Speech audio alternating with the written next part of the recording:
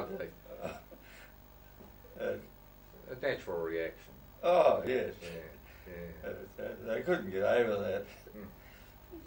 And I think I might have told you as a guy, one of the crewmen grabbed me and took me down into their quarters because I was the only sailor rescued the other's army fellow. Yeah. And so they had me out of one of their bunks, no clothes on, covered in oil. They said, had anything to eat lately, Ozzy? I thought it was 6 days. Oh, must be hungry. I said, say that again. Well, what would you like to eat? And I said, sausages. Because that was the last meal we had on board the Perth. Yes. So it was at our guns. Yeah. And so I said, yeah, okay. So when I got a big tin of sausages and they just going to crank the top off, and the pharmacist's mate came along and said, hey, we just saved this guy, now you're going to kill him. Yeah. Away went my sausages. Do you know the name of the pharmacist, mate? Oh, yes, yeah. What is his name? Oh, dear me. Don't worry. I'll think It'll come. Yeah, it'll come. And Bennett, was he? What was the name of the skipper of the? Yeah, skipper was Merla. Elliot Elliot Lockwood. Lockman. Yeah. Elliot Lockman, nice fellow. Mm. And Jack Bennett was the executive officer. Yes. Yeah. Yeah, so they took me, and the pharmacist mate said, oh, I better take you down up the forward torpedo room. He said, we've got some of your mates up there, so I think they picked up 6 of us, I think, from memory. 6 Perth boys? No, I was only first boy. Oh, right. I was only, the others were 5 army blokes. Yes, yeah. And so, as far as I knew, I was the only survivor from the Perth, but I didn't know that Yes. until 7 days later when we got into Saipan. Yes, yeah. There's Collins and Jack Houghton and Davey Munro. They'd been picked up each by a different submarine. Yes, yeah. And so we're the only ones that we knew of out of the 42 first survivors on the Rakuyo Maru. Yes. We didn't find out till after the war that there was another 18 picked up out of lifeboats from the Rakuyo Maru and got in Japanese hands again. Yes. So they all got to Japan, and 4 of them died in air raids in Japan. Oh, really? Lucky. What, anything you remember in particular about the submarine trip into? Well, it was an interesting trip because the skipper allowed us to have a look up through his periscope and up, and took us up on his bridge when we were out in the open. We had to be careful to get out in a hurry if we had to. But he encouraged us to have a look around his submarine as far as we could. But the first day, they just gave us a lot of loving care. They had a couple of officers cleaning us for oil, and we had oil in our eyes. And the first day, when they took us down where the others were in the forward torpedo space, they had brandy and something for us to drink without any food. Some years later, I met this captain of the submarine out in his home territory, and told him that. He said, I wonder where that brandy of mine had gone to. Anyway, there was several of us were fitter than the others, and found out that we were the very last ones to be picked up. And after they gave a little bit of broth to sip on for a start, then the next day they started giving a bit more solid stuff, the ones who could. Well, 2 died after they picked up. I was going to ask you about that. Yeah, 2 Englishmen. Yeah. They died after they picked up, and the Jack Bennett came along and said, I say a few prayers, we'll just go, they'll be buried at sea. So, yes. Which they took them away and buried them. And, so then we started getting on to a little bit more, those who could, more solid food. Anyway, one thing they remember so well, they brought in a beautiful loaf of bread they just baked. Yeah. to get off. Yeah. Get off. So they went away and they came back with butter and jam and honey. And they said, "Where's the bread?" Yeah. We'd eaten the bread. Yeah. It was like cake. Yeah. Don't worry, we'll get plenty more. Yeah. Then they started giving us a bit more solid food as they could see we could handle it. But they were very kind to us. Yeah. What when before you actually got ashore, I mean, in some cases they sent doctors out to meet the submarines. Yeah. Did you have anything No. like that? We had 6 days or 7 days, I forget now, Melbourne. On the submarine, 6 or 7 days. 7 days. 7. 7 days, Yeah. she was with me. Oh yes. And we went out through the north of the Philippines, out through, and we had dived many times from Japanese aircraft. Yes. Because we had a little bloke next to me looking after me, little Artie Granzanetti, a Bronx kid, you know. He says, "Don't you worry, Artie." He says, "If they've seen us, we'll be feeling their death charge in the old thing. Don't worry." I said, "Thank you very much." Yeah. But then it was quite an experience, you know, on the submarine because we had to dive away from aircraft and things like that. So, but we're beyond worry, you know, because it was Seventh heaven, I suppose. yeah, it was. Anyway, they were very, very kind to us. You know, they did the best they could to look after us. How did they bathe? How did you bathe on the submarine? Well, they just they had a shower. They got a shower. Yeah. And then they had somebody would go in and give us a wash down. Yes. And they looked after us very closely, very good. Yeah. Nobody other than the 2 that died after they were rescued. Yes. Everyone else recovered. Yes. Some weaker than others. No, it was quite an experience. So you're off the submarine and you're on. Is it an island? Yeah. Yeah, on the 7th day we came in. Came through past the Philippines, and suddenly, boop, and down we go again. We said, "I thought you blokes were winning this war. We're out, and that's one of ours." He said, "We're getting rid of them. Get away from them in a hurry." Yeah, so we pulled into this island Saipan, and it's just full of activity. There's ships everywhere, submarines, aircraft everywhere, and they put us into a hospital there, took us away and off the submarine into boats, motorboats, and took us ashore, and then put us into hospital beds, and it was lovely lying in bed. I was just going to ask you, how did you handle sleeping on a hospital bed? Yeah, not having had a bed for 2.5 years, you know. I had a laugh when I think the day after one of the nurse said, "Would you like to go to the theatre? We've got a theatre on wartime." They're still fighting up at they're having an outdoor theatre going on. And the Yanks have got to look after themselves. Yeah. So they took us up there in our pyjamas and that, and it was just turning dark as night time.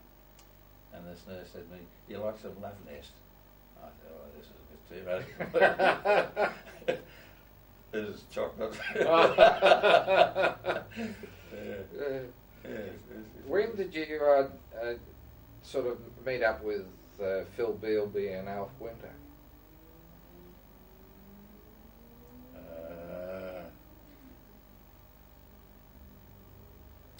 Not until we came back. When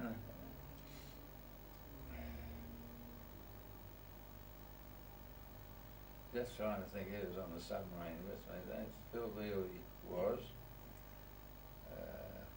and the Alf was. They were both on the submarine with me. Right. Yeah. I think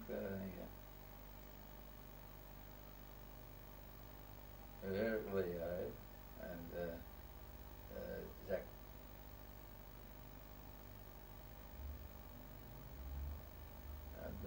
Oh, wow, really. Eric Leo and Bill Smith. Three other army blokes. That's going quickly, think of that. Ray Wheeler. Oh, Ray Wheeler, yeah, my mate Ray Wheeler. Merla said, "Yeah, we're going to tell him you saved his life." And I said, "Oh, he's told his family a different story.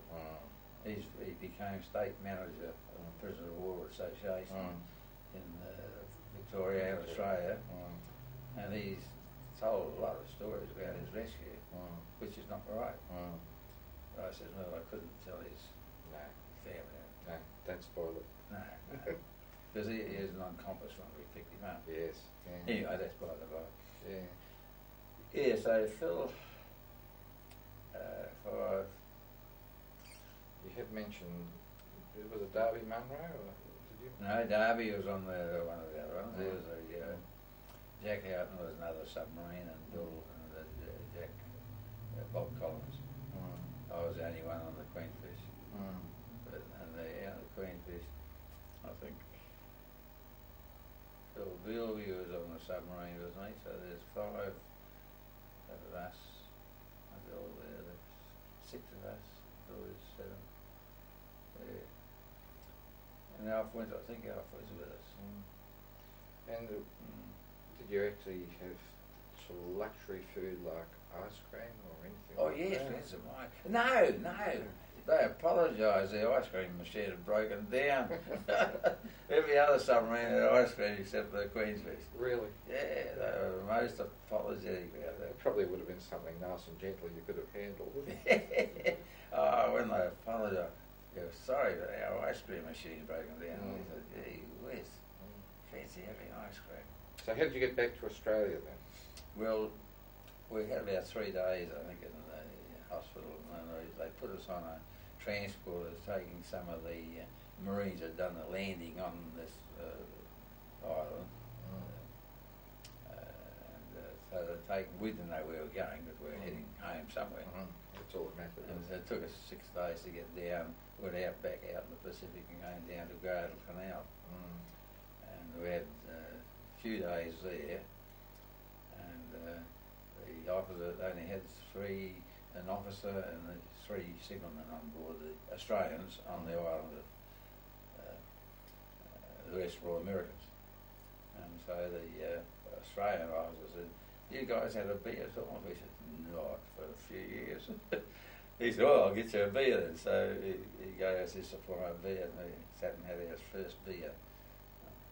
And I think we had a little stubby each. Was that, how did you handle it? Yeah, all right.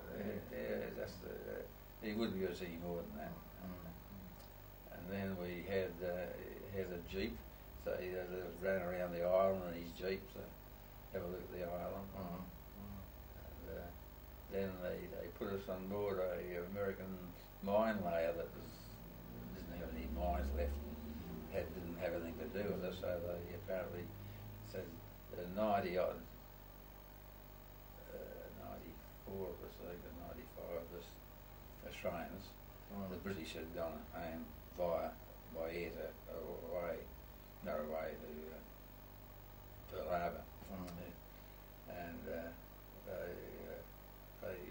said, "Oh, you can take the Australians back to Australia in the mine layer." So, we were popular on board this mine layer. The crew getting a trip to Australia, none of them been to Australia. Yeah. And so they made us very, very welcome. And away from the war zone. Oh, and away from the war zone, yeah. Yeah. So they took us through to Brisbane. Yes. And coming into Brisbane, an Australian launch came along at Fairmile, and 2 naval officers, commanders, hopped on board.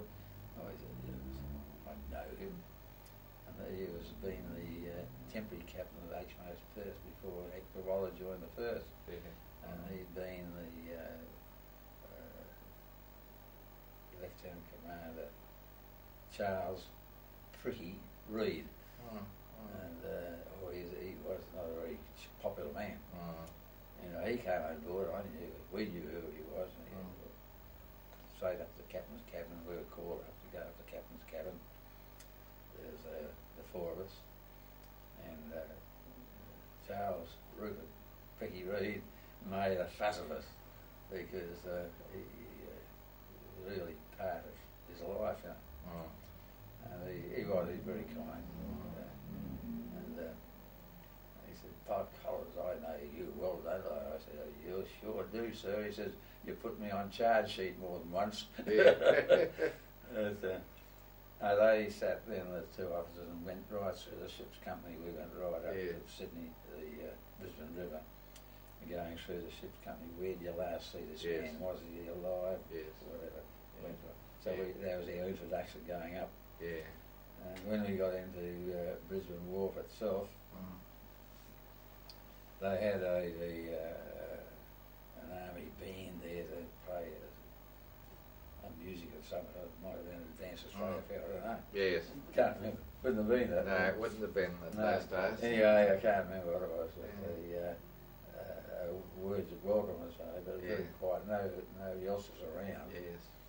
And we were all taken off the ship and lined up. And we 4 sailors were right at the end there. And so after they said their few words of welcome, the Navy just grabbed us and off. Yeah.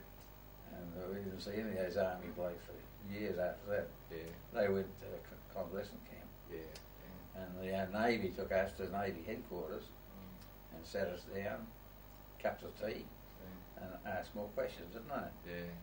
Very nicely done too. And they had a doctor there to look us over. And did you ever hear of Vic Jeffries? Was it Vic Jeffries? Not Vic Jeffries, no. Yeah, over here. Dick Duncan. His wife, who was a Wren, was out in the office. Yeah. And wanted to come in and see us. Yes. And they wouldn't let her in. Because as far as we know, he hadn't survived. Yes. But he was one of the ones who got picked up against by the Japs and got went on to Japan. He got home. Yeah, like Riley Richardson. Yeah. So after the cups of tea and whatnot, the captain of the depot said to the doctor, said, "These men look in pretty good shape, sir." "Oh, I think so. I think they go home." Just right. like that. Now, Just like now, when did you have your first contact with, say your parents on Merla? Well, jump go ahead. Bob Collins lived in Brisbane. Yes. And so I sent him home in a car. Yeah. And he got home and found nobody home, did he? After that was Jack Hell. That wasn't Bob Collins, it was Jack Hell. Thank you.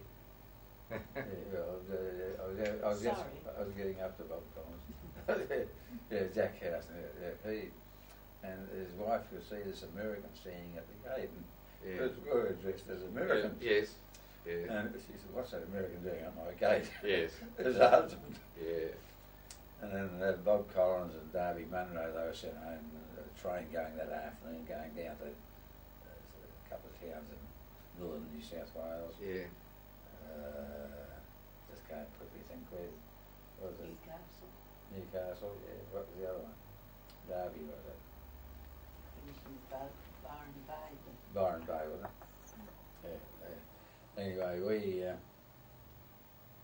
you photo